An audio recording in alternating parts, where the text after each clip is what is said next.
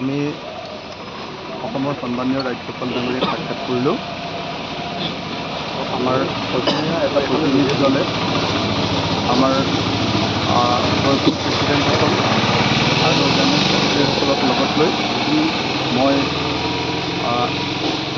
ৰাজ্যপাল ডাঙৰীয়াক সাক্ষাৎ কৰিলোঁ আৰু ৰাজ্যপাল ডাঙৰীয়াৰ সন্মুখত আমি দীঘলীয়াকৈ প্ৰায় আধা ঘণ্টা সময় ধৰি তেখেতৰ সন্মুখত আমি অসমৰ বৰ্তমানৰ পৰিস্থিতি, জুবিন গাৰ্গৰ মৃত্যুৰ পাছত হোৱা পৰিস্থিতি সম্পৰ্কে বিস্তৃত বিৱৰণ দাঙি ধৰিলোঁ। আমি মূলতঃ 4টা ডিমাণ্ড কৰিলোঁ তেখেতৰ সন্মুখত, 4টা তেখেতক সন্মুখত দাবী উত্থাপন কৰিলোঁ। প্ৰথম দাবীটো হ'ল যে যিহেতু ঘটনাটো বিদেশত ঘটিছে, সেইকাৰণে অসম পুলিচে এই ঘটনাটোৰ তদন্ত কৰাটো ইমান সম্ভৱপৰ নহ'ব। সেইকাৰণে আমি আমি এই ঘটনাটো CBI তদন্ত কৰিবৰ কাৰণে দাবী জনালোঁ আৰু তেখেতেও এইটোত সন্মতি প্ৰকাশ কৰি কৈছে যে হয়, ঘটনাটো বহুত চিৰিয়াছ আৰু বিদেশত ঘটিছে, গতিকে মই গভৰ্ণমেণ্টৰ লগত কথা পাতিম। দ্বিতীয় বস্তুটো হ'ল আমি ক'লোঁ যে গোটেই ঘটনাটোৰ কাৰণে মূল যিকেইজন অভিযুক্ত, শ্যামকানু মহন্ত, আপোনাৰ সিদ্ধাৰ্থ শৰ্মা আৰু সেই সাঁতোৰত থকা, ফ্ৰী ডাইভিঙত থকা, সাগৰত থকা যিসকল মানুহ, তেওঁলোকক অতি সোনকালে আটক কৰিব লাগে, এই কথাটো ক'লোঁ। আৰু আমি ক'লোঁ যে তেওঁলোকে এতিয়া ছ'চিয়েল মিডিয়াত বিভিন্ন ধৰণৰ পোষ্ট দি আছে, ছ'চিয়েল মিডিয়াত বিভিন্ন ধৰণৰ আপোনাৰ তেওঁলোকে লাইভ দি আছে।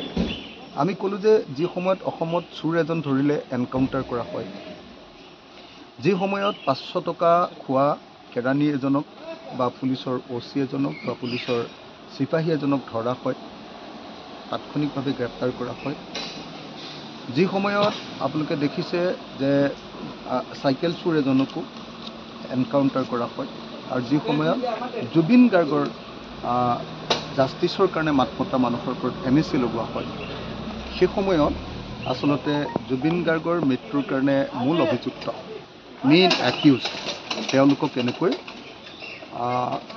মৌজ মস্তি কৰি থাকিবৰ কাৰণে সময় দিয়া, তেওঁলোকক পূজা খাবৰ কাৰণে সময় দিয়া, তেওঁলোকৰ ওপৰত কঠোৰ ব্যৱস্থা নোলোৱা, এইটোৱে প্ৰমাণ কৰিছে যে অসম চৰকাৰে জুবিন গাৰ্গৰ কেছটো এতিয়ালৈকে চিৰিয়াছলি লোৱা নাই। আমি সেইকাৰণে ৰাজ্যপালৰ হস্তক্ষেপ দাবী কৰিলোঁ আৰু আমি ক'লোঁ যে অনতিবিলম্বে এই একিউজকেইজনক গ্ৰেপ্তাৰ কৰাৰ ব্যৱস্থা কৰিব লাগে। তেখেতে এই সম্পৰ্কেও আমাক খুব পজিটিভ কথা কৈছে আৰু কৈছে যে কেন্দ্ৰীয় চৰকাৰকো এই সম্পৰ্কে তেখেতে জনাব। আমি থাৰ্ড যিটো কথা কৈছিলোঁ সেইটো হ'ল যে যিটো নৰ্থ ইষ্ট ইণ্ডিয়া ফেষ্টিভেলে যি আপোনালোকে দেখিছে যে যি ফাইনেন্সিয়েল ট্ৰেনজেকশ্যন কৰিছে, তাত বিভিন্ন কথা বাৰ্তা ওলাইছে। আমি ৰাজ্যপাল ডাঙৰীয়াক ক'লোঁ যে CIDয়ে তদন্ত কৰোঁতে তেওঁৰ ঘৰত, শ্যামকানু মহন্তৰ ঘৰত এনেকুৱা ধৰণৰ আপত্তিজনক নথি ওলাইছে, যিবিলাকৰ পৰা প্ৰমাণ হয় যে ইয়াত এটা বহুত ডাঙৰ ফাইনেন্সিয়েল ফ্ৰড এটা লুকাই আছে।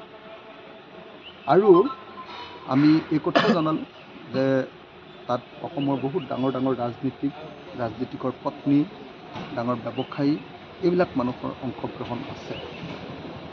গতিকে এই গোটেই ঘটনাবিলাকৰ ওপৰত এটা EDৰ তদন্ত অতি সোনকালে কৰিব লাগে আৰু তেখেতে এই কথাটো মানি লৈছে। চতুৰ্থ আন এটা গুৰুত্বপূৰ্ণ কথা ক'লোঁ যে অজয় ফুকনৰ ওপৰত, শিল্পী অজয় ফুকনৰ ওপৰত NSA লগাইছে আৰু আমাৰ ভিক্টৰ দাসৰ ওপৰত NSA লগাইছে। আমি ক'লোঁ যে জুবিন গাৰ্গৰ জাষ্টিছ বিচাৰিবলৈ যোৱাটো কি ৰাষ্ট্ৰদ্ৰোহ নেকি? তেখেতেতো এইটো খুব প্ৰকাশ কৰিলে, খুব প্ৰকাশ কৰিছে, খেদ প্ৰকাশ কৰা বুলি যাক কয়, খেদ প্ৰকাশ কৰিলে, ক'লে এইটো ঘটনা ঘটিছে নেকি? তেখেতে নামকেইটা লিখি লৈছে, কাক কাক কৰা হৈছে।